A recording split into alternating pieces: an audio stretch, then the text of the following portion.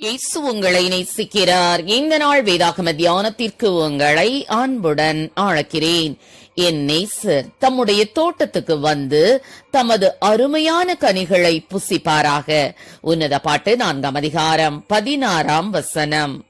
London மாநகரிலே Thames என்று சொல்லப்படுகிற பெரிய நதியின் கரையோரமாக ஒரு கப்பலில் இருந்து சரக்குகளை இறக்குவதற்காக அநேக கூலி ஆட்கள் நின்று கொண்டிருந்தார்கள்.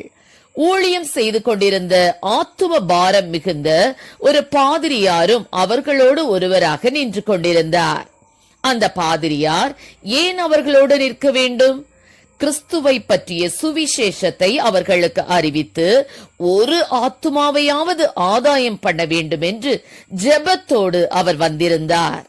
ஆகவே அவர் கூலியாளை போல கப்பலுக்குள் ஏறி சரக்குகளை தலையில் சுமந்து கப்பலுக்கும் தரைக்கும் இடையே போட்டுள்ள பலகையின் மேல் நடந்து வந்து கொண்டிருந்தார்.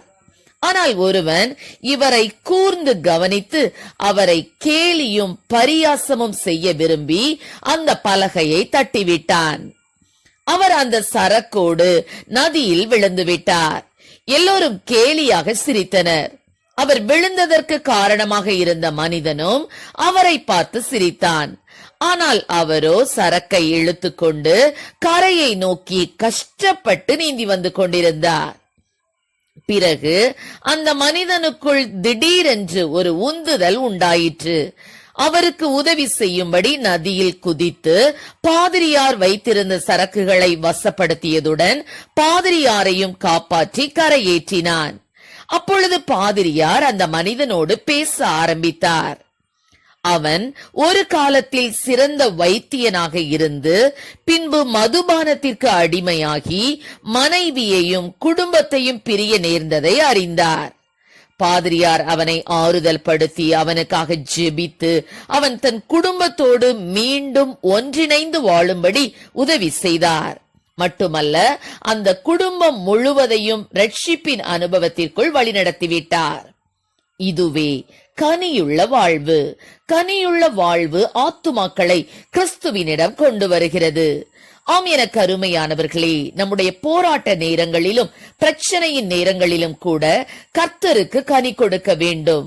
அந்த சூழ்நிலைகளை கர்த்தருக்கென்று பயன்படுத்தி கிறிஸ்துவை நாம் வெளிக்காண்பிக்க வேண்டும்.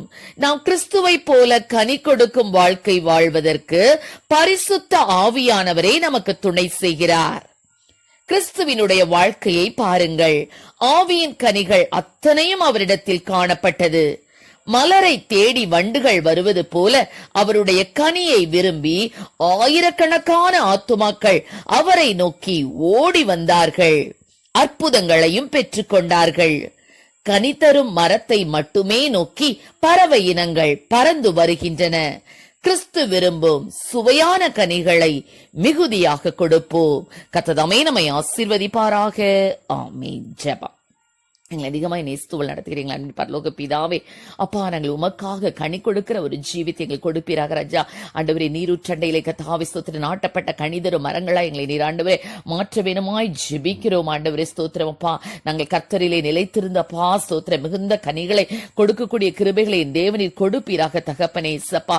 ஆண்டவரே ஸ்தோத்திரம். ஆண்டவரே, எத்தனையோ மக்கள் பாவத்திலும் சாபத்திலும் அழிந்து கொண்டிருக்கிறார்கள். ஆண்டவரே, அந்த ஆத்து மக்களை உமக்கென்று ஆதாயப்படுத்தக்கூடிய கிருபைகளை கொடுப்பீராக. ஞானவான்கள் ஆகாய மண்டல ஒளியை போலவும் அநேகரை நீதிக்குட்படுத்துகிறவர்கள் நட்சத்திரங்களைப் போலவும் என்றென்றைக்கும் சதா காலங்களை பிரகாசிப்பார்கள் என்று சொன்ன வசனத்தின்படி ஆண்டவரே அப்பா, நாங்கள் ஆண்டவரே ஸ்தோத்திரம் ஆத்துமாக்களை ஆண்டவரே ஆதாயம் பண்ணக்கூடிய ஞானமுள்ள இருதயத்தை எங்களுக்கு என் தேவனீர் கொடுப்பீராக. ஆசீர்வதியும். இயேசுவின் நாமத்திலே ஜெபிக்கிறோம் நல்ல பிதாவே. ஆமென்.